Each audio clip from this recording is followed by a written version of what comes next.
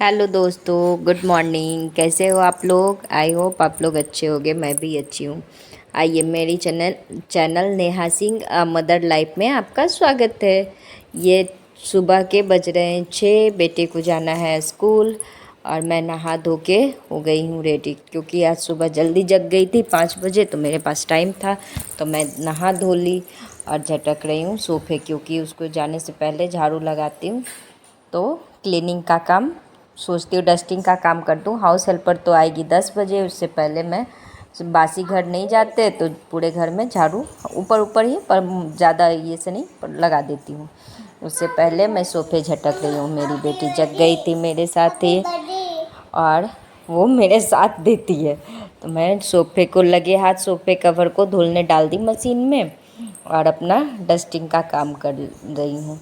एक औरत से अच्छा कोई नहीं जानता है कि वो अपने घर को कैसे मैनेज कर सकती है। बोलने वाले तो आके बोल के जाएंगे, जिनको जो बोलना है, जो बताना है कि हाँ आप इसको ऐसे रखो, इसको ऐसे क्लीन करो। कर रही हूँ, मेरी बेटी रोते हुए आ गई। जो घर में रहती है वही बता सकती है। ये सब तो चलता ही रहता है, इसका रोना, उसका गाना, ये सब सब चलते रहते हैं लाइफ में। छोटे छोटे बच्चे हैं तो कुछ तो प्रॉब्लम आएंगे। मैं सोफ़ा झटक के गई, क्लीन करके गई और ये भी आ गई मेरे साथ सोफ़ा क्लीन करने के लिए। जो मैं करूँगी वो काम ये ज़रूर करती है। बोलते हैं कि माँ का परछाई बेटी होती है। बात सही है। जो बच्चे घर में देखेंगे वही सीखेंगे। जैसा बिहेव, जैसा आप उसके साथ रहोगे ना, आप जो सिखाना चाहते हो, एक माँ से अच्छा अपने बच्चों को कोई नहीं सिखा सकती है। और ये काफ़ी हद तक बात सही है, क्योंकि मेरे छोटे छोटे बच्चे मैं देख रही हूँ, मैं जैसे करती हूँ उसके साथ, जैसे रहती हूँ वो वैसे रहते हैं। आइए, बेटे को स्कूल छोड़ने के बाद मैं स्कूल नहीं छोड़ने के बाद, अभी 6:30 ही बज रहे हैं, उसको नहाने धोने के लिए भेज दी हूँ और मैं आ गई हूँ अपने काम पे। चाय पी, वो जब तक रेडी होगा मैं चाय पी लूँगी और बेटी खेल रही है तब अभी मैं चाय ले लूँगी। आप लोग भी गर्मा गर्म चाय पीजिए। अब उसको स्कूल छोड़ के आ गई हूँ और कर रही हूँ नाश्ते की तैयारी। नाश्ता खाना सब साथ में, क्योंकि टाइम हो गए हैं 10 बज रहे हैं अभी।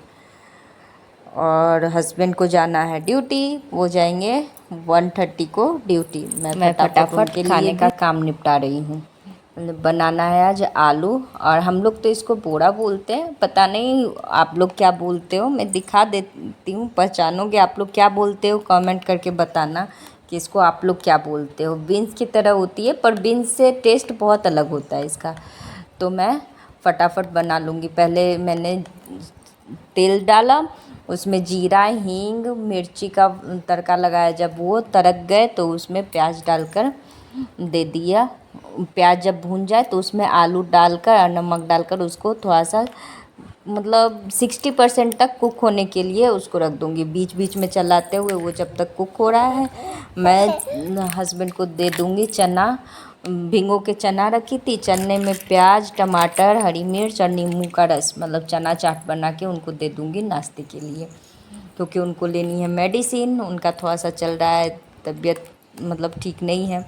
जब तक सब्ज़ी उधर कुक हो रहा है तब तक मैं इधर आटा गूँथ लूँगी। आटा गूँथने के बाद फटाफट उसमें जब आलू 60% तक कुक हो जाए तो उसमें डाल दूँगी मैं बीन्स की तरह दिखने वाली ये सब्ज़ी। इसको जो बोड़ा हम लोग बोलते हैं, ऐसे पता नहीं बाकी का नाम हमको नहीं पता, पर बिहार में इसको बोड़ा बोलते हैं। इससे ज़्यादा मुझे नहीं पता इसके बारे में। और खाने में बहुत टेस्टी होती है। जब 60% तक आलू कुक हो जाए उसके बाद मैं इसमें डाल दूँगी इसको। उसको डालने के बाद 3-4 मिनट वो जब भून जाए तो उसमें बेसिक मसाला डाल देंगे। बेसिक मसाला डालकर लहसुन, हल्दी, लहसुन ज़रूर डालिएगा इसमें, लहसुन से टेस्ट बहुत आता है। लहसुन, हल्दी, मिर्ची पाउडर, धनिया पाउडर और काली मिर्च का पाउडर डालकर इसको अच्छे से कुक कर लेंगे। और लंच के लिए मुझे निकालना है तो मैं इसी से सूखा ही लंच के लिए निकाल दूँगी, क्योंकि ये अच्छे से कुक हो चुके हैं तो मैं लंच के लिए सूखा निकाल दूँगी। ग्रेवी वाला सब्ज़ी लंच में लेके नहीं जाते हैं। जब तक मैं उसको लंच के लिए निकाल कर उसमें हल्का सा पानी डालकर उसको और वैसे ही कुक होने दूँगी, क्योंकि नहीं तो पानी का फिर टेस्ट आता। ग्रेवी बना दी इसका घर में खाने के लिए और लंच के लिए लंच में निकाल दी। इसको साइड करके रख दूँगी और मशीन में लगा दूँगी कपड़े, क्योंकि टाइम बहुत हो चुके हैं, 11:30 बज रहे हैं। इतने करते करते तो मैं कपड़े भी लगा दूँगी। सोफ़ा कवर धुल चुका है उसको मैं लगे हाथ डाल कर आ गई थी। अब ये कपड़े भी धुल जाएंगे सुबह के। इसको लगाने के बाद मैं चली जाऊंगी। फिर फटाफट चावल रख दी थी, चावल भी चढ़ाना था, दाल चावल, क्योंकि लंच का भी टाइम हो रहा था। और मेरी बेटी देखिए आ रही है मस्ती करने। इसको पापा नहा दिए थे इसके, तो ये आ गई मेरे पास खेलने के लिए। और चावल रख दी। अब फटाफट बना लूँगी रोटियाँ, क्योंकि लंच लगभग 12:30 बजे तक रेडी करके पैक करके मैं रख देती हूँ, क्योंकि मेरा काम उसके बाद बहुत सारा बर्डन हो जाता है। और मैंने आज इतने भाग दौड़ में नाश्ता भी नहीं किया, जो सुबह चाय पी थी वही लगी हुई थी। बस फटाफट मैं भी थोड़ा देर के लिए बैठी तो एक केला मैं खा ली थी।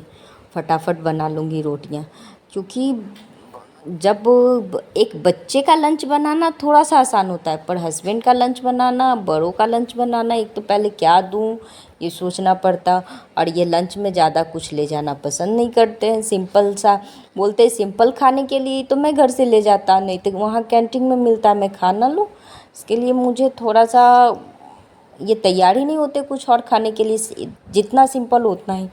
और हस्बैंड चले गए ड्यूटी। और ये देखिए मौसम का हाल, बज रहे हैं 2 और भगवान जी ऐसे लग रहे हैं जैसे अभी सुबह ही हुए, एकदम काला कर दिए थे। और इतनी बारिश हो रही है आज, जब मैं वॉइस ओवर कर रही हूँ तब भी इतनी बारिश हो रही है बड़ौदा में कि पूछिए मत। मौसम का हाल, बेटे को घर लेके आई, उसके बाद इतनी तेज़ बारिश शुरू हो गई ना, ये लगा वाह ये क्या हो गया। अगर थोड़ी देर और नहीं बस आती तो हम लोग गीले हो जाते। उसको मैं, ये टाइम हो रहे हैं, बज रहे हैं 3, मैं उसको सुला दी, बेटी को भी सुला दी हूँ। और फटाफट करने लगी हूँ अपना काम।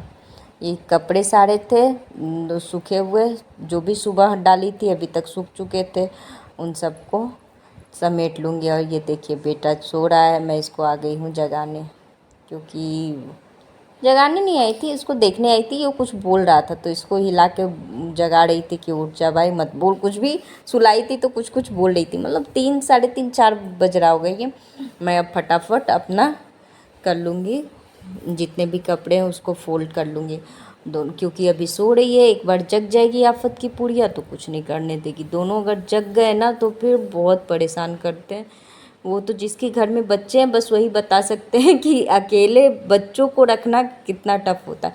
लेकिन सच मानिए, जो मैनेज करने पे आते हैं तो कुछ भी मैनेज हो जाए। मुझे इतना प्रॉब्लम नहीं हुआ, तो मुझे पता है कि मुझे जो भी करना है अकेले करना है। कोई और किसी और के साथ रहिए तो ये रहता है कि वो कर देगी वो कर देगी, जिसके कारण क्या होता है ना, काम पेंडिंग रहता है, होता भी नहीं और चिड़चिड़ाहट भी होती है। तो अच्छा, चिड़चिड़ाने से अच्छा है कि खुद ही करना है, जब टाइम मिले तब कर लो। तो मैं 1 घंटा बीच में सो जाती हूँ। दोपहर में मैं ज़रूर 1 घंटे का नींद ले लेती हूँ, ताकि शाम होते होते चिड़चिड़ाहट और माइंड से ही फ्रेश रहूँ। बाकी तो बॉडी भी रिलैक्स हो जाता है तो फ्रेश हो जाते हैं। मैं फटाफट जितने भी कपड़े थे सबको फोल्ड कर दूँगी। और तब तक जग गई थी मेरी बेटी, बीच में आई थी मिली और फिर जाके ये सो गई। और ये कपड़े फोल्ड करने के बाद लगभग 5 बज चुके हैं। मैं बेटे को जगा दूंगी और उसको बैठा दूंगी पढ़ने के लिए, क्योंकि उसके चल रहे हाफ ईयरली पेपर। और आज का वीडियो थोड़ा सा लॉन्ग हो जाता है, इसीलिए नाइट का जो रूटीन है वो मैं क्लिप जो है वो इसमें मैं नहीं डाली। नाइट क्लीनिंग का वो मैं कल डाल दूँगी। अभी बता देती हूँ, नहीं तो पता चला कि बाद में मैं बोलना भूल गई और वो चीज़ रह जाता है। तो आप लोग को भी लगता होगा कि ये सिर्फ दिन भर का ही डालती है, रात में क्या करती है कुछ पता ही नहीं है। तो बोला जाता है ना कि एक औरत घर को जितने अच्छे से संवार कर सजा कर रख सकती है ना, वो काम कोई नहीं कर सकता है। मैं ये चीज़ मानती हूँ, क्योंकि जब मैं बैचलर लाइफ, मतलब जब मम्मी पापा के साथ थी, तो मुझे ऐसा कुछ भी नहीं था ये करना वो करना। पर एकाएक लोग कैसे मैच्योर हो जाते हैं बता सकती हूँ।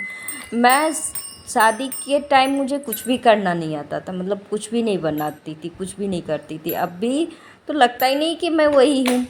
और मैं इन दोनों को लेके बैठ गई हूँ पढ़ाने के लिए। और उसको देखकर मेरी बेटी भी पढ़ने के लिए बैठती है। बोलते हैं ना, जब बड़े बच्चों को जो आप सिखाओ, छोटे बच्चे के वो खुद ब खुद वो नकल करते हुए सीख जाता है। तो जब भी मैं इसको लेके बैठती हूँ पढ़ने के लिए, वो खुद ही बैठ जाती है। और सच पूछिए तो बड़े वाले से ज़्यादा फोकस ये करती है पढ़ने पे, ये पूछ पूछ के पढ़ती है, उसको बताना पड़ता है सामने से। इसीलिए बोलते हैं ना, बच्चे को माँ ही संस्कार डाल सकती है बच्चे में। कोई स्कूल नहीं, कोई और पेरेंट्स नहीं, उनके बच्चे में जो संस्कार एक माँ डाल सकती है कोई नहीं डाल सकता है। एक माँ ही ऐसी चीज़ है जो अपने बच्चों को सही गलत हर चीज़ सिखा सकती है। जिसके बच्चे नालायक हो जाते हैं उसका ये नहीं है कि माँ गलत थी, ऐसा नहीं है। माँ तो सही रहती है, पर बच्चे बड़े होने के बाद पर उनको जो सिखाना चाहिए उसमें वो थोड़ा सा वीक पड़ जाती है, जो मेरे समझ में आया अभी तक। क्योंकि मैं जो अपने बेटे को सिखाती हूँ, हाँ थोड़ा सा दबाव दे के सिखाना पड़ता है, बच्चे हैं तो।